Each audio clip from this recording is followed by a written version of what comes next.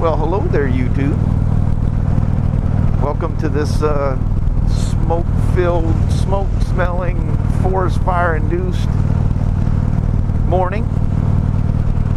That if I need to, I'll get to it. But Kelly and I did a dual vlog on this thing, and I don't know whether this will go up first or that'll go up first, or if I turn this thing into a 50-minute freeway vlog, it won't go anywhere. But Kelly and I did a dual vlog on Sunday, and there's a forest fire that started out there in the Onalaska area, and I guess we thought that thing was under control. Apparently it was not, so they're saying. But down the Vancouver area, it was terrible yesterday. I swapped the F3 out back for the RT, because I need to get that thing ready for the spider and the redwoods down in Blue Lake, California. Just about 10 miles or so, I think, from Eureka. Not Yreka, Eureka. EU. But anyway, man, it was horrible down there. It was just this fun, well, kind of like this, but worse. Just this weird brown haze.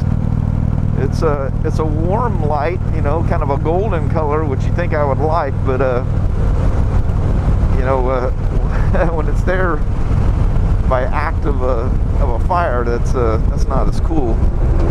Those are nice for wow, that guy is moving. I thought I was gonna, both of these guys, god dang.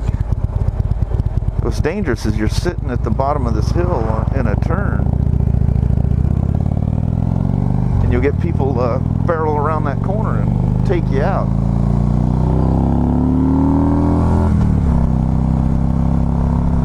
Ooh, I didn't turn the shocks. Oh yeah, I didn't turn the shocks back down after Kelly and I were riding. She's a little on the stiff side this morning. I finally found what I like, and I went 2 clicks, which is 1 full turn in, and with Kelly and I, that seemed to be perfect. But that's that thing is so sensitive that 1 full turn in with just me by myself is stout. Should we take the? Let's do it. Whoa, 1 gear down too many.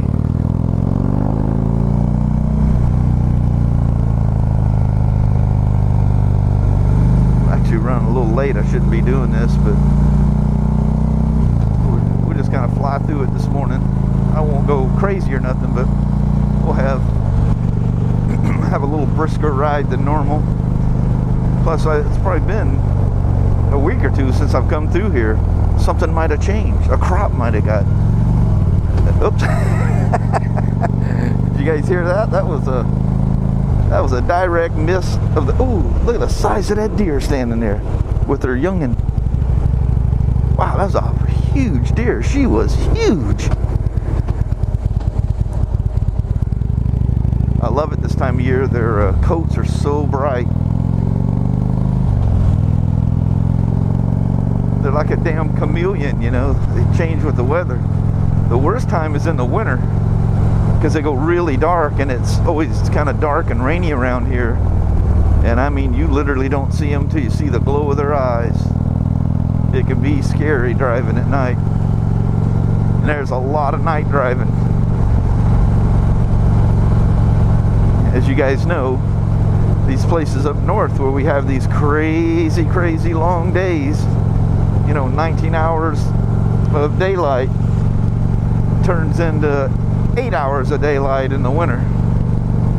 You guys down south going, oh, well, that's not fair. He can still be riding at, you know, 10 o'clock at night and whatever. But you gotta remember, in the wintertime, it's dark at 3:30. If it's cloudy, it's dark at 3:30 in the winter. Oh man, is it beautiful out here. Even with the weird little, oh snap. Oh, and it's just soaking wet. Absolutely soaking wet. It couldn't have been just a damp spot. It had to be standing water in it. on that note, starting at 3 o'clock today, there is a 20% chance of rain down in Vancouver, and at the same time there's a 15% chance here, and we're under a fire watch thing because there's the weather is conducive for lightning. And ooh, look at the boater down there. I don't know if y'all got that. That was a quick snap of him. But I brought my rain gear. This thing needs a bath anyway from just bugs and dust and whatnot. So she may get that. That may be forced on me to wash it. Right now I can, turn the air compressor on and just blast her off with air. Oh yeah, they've opened up the spillways for sure. You can just slightly see the color change in the water where that big rock bed is here. Oh yeah, they're spooling her up. You would think, of course they probably know it's going to rain here before too long, but we're in no kind of drought or anything, but the lack of snowfall in the mountains we had this winter, has all our reservoirs and stuff low. But that Mossy Rock Dam, I took you guys by there once, and they had actually had all 3 of the spillways shut down. But it was all masked off where they're working on one of them, and I'm assuming that thing's been shut down. Well, that thing generates power. There's this weird, it's almost like a reverse rainbow going on. It's like dark. You guys probably never make that out. Actually, I think it's just shadows from the clouds. It just looks like it's rolling. Yeah, when it gets smoky out here from forest fires, it gets funky looking. That's weird. I don't hardly ever see cars out here, and I got 2 of them in a row. Of course, I think I took you guys through here one day, and geez, there was like one car after another. I was wondering, did they shut some road off and force people around, or what? I gotta say, that's borderline Jeepers Creepers right there.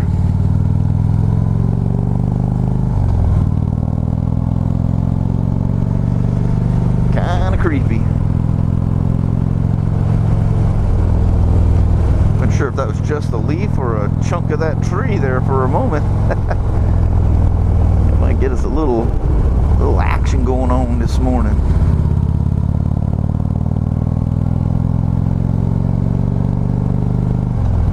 If I slide my foot way back towards the back of the peg,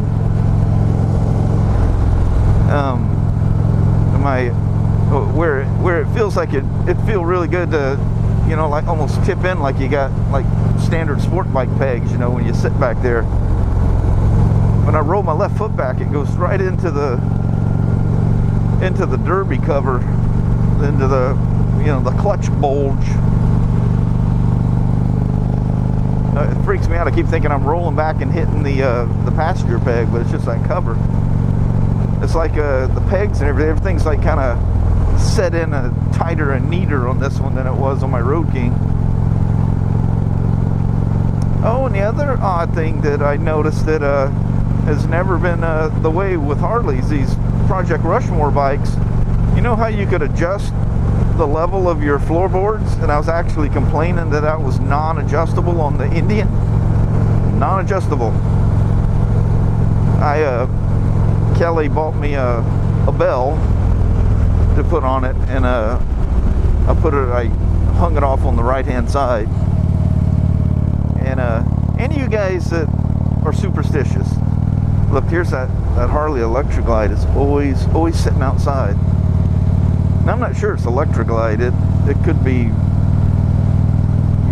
Street Glide with a tour pack on it. When they put them tour packs on those things, it's kind of hard to tell the damn difference. You gotta be a little savvy on the little cues of what's what. But there's other ways you can tell, but at a glance, I can tell it's electric glide, though.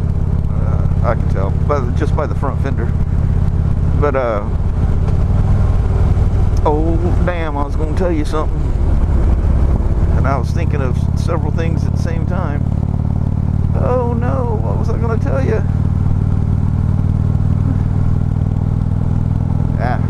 Must not have been important. Huh. I was talking about the foot pegs not being adjustable. But as it is, these they're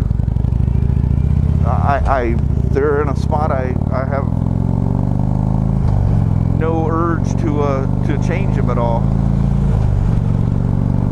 I think I don't remember where the Road King was. I think it was in the middle spot or something.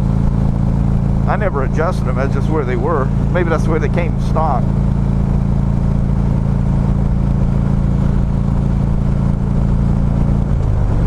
The hell is this in the road? It's a person.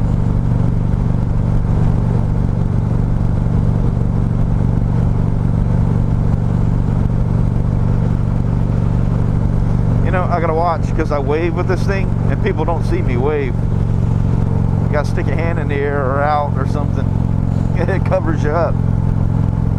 So like that Indian, which I liked and disliked at the same time, but overall it would be a positive thing.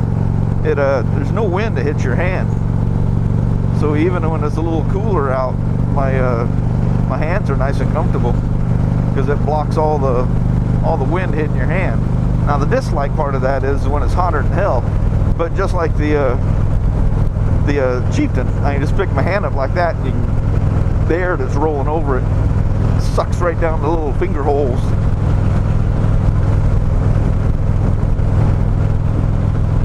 You know, when you forget what you're about to talk about, you can't help but to wonder if it wasn't something cool in the back of your head. So it kind of drives you nuts to try to figure out what that was.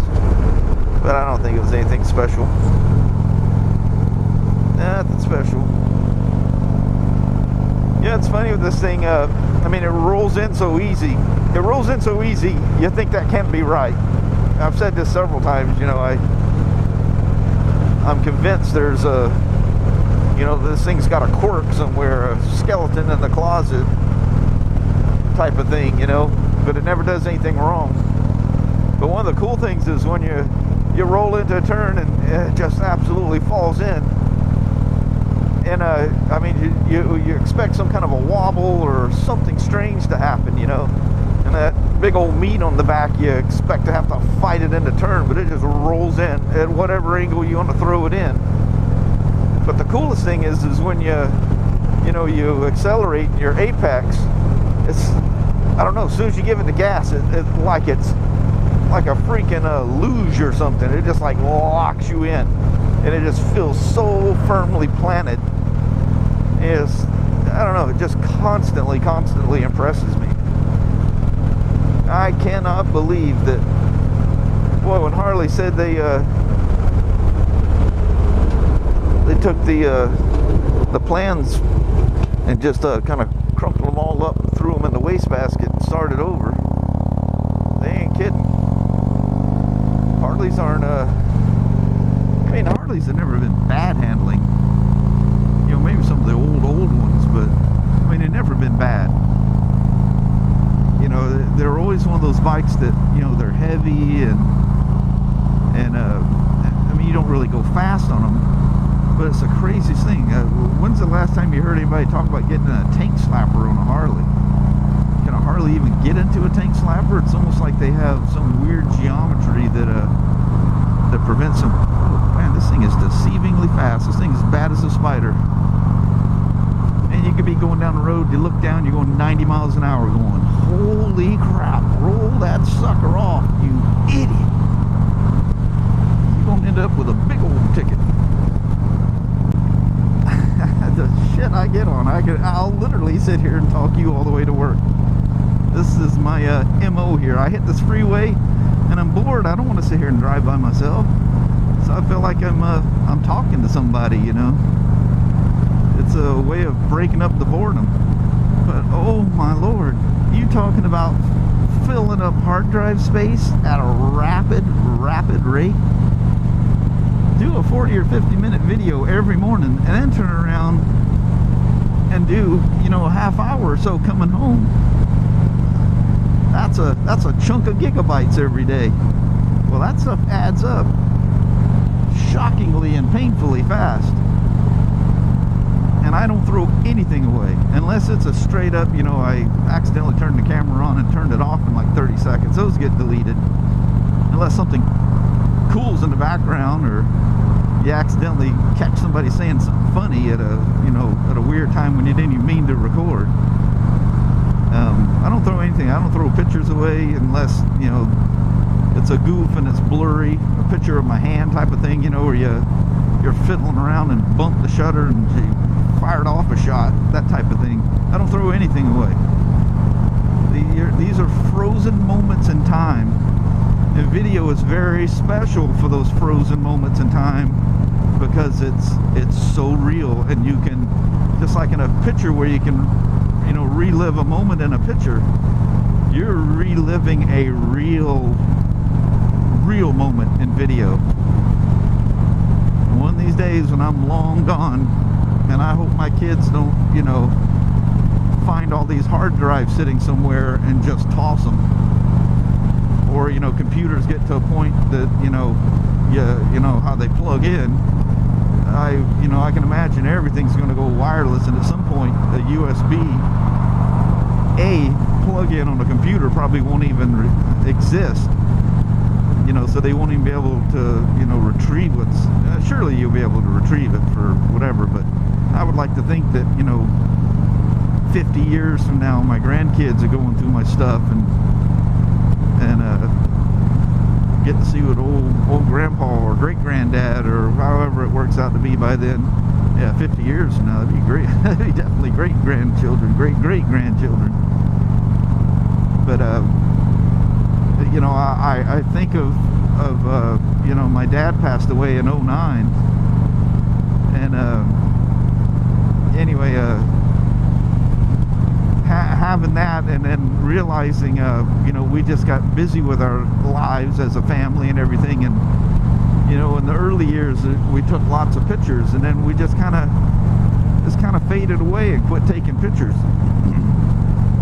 And we never bought a video camera, you know, which would have been film back then, you know, a 16 millimeter or whatever, but we never did that.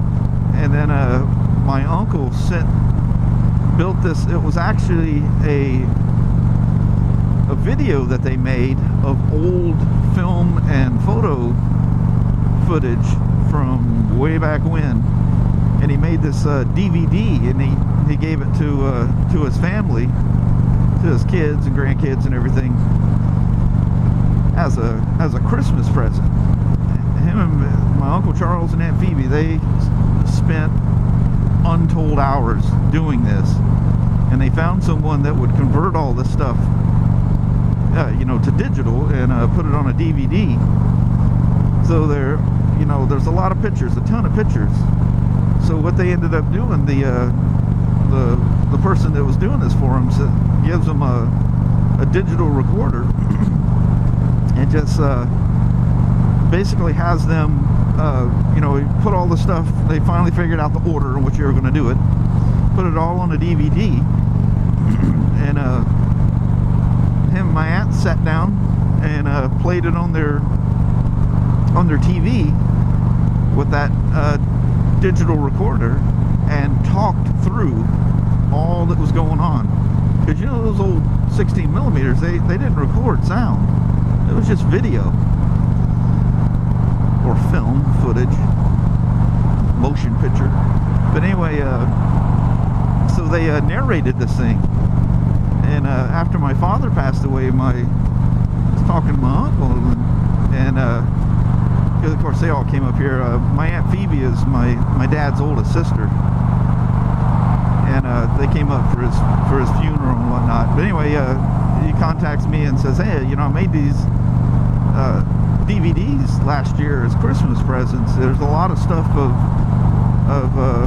you know, your family and your dad and stuff like that. He goes, would you be interested? I go, hell yeah, you know. So he sent me that thing, and oh my God, pictures, you know, it's almost like we didn't take a single picture.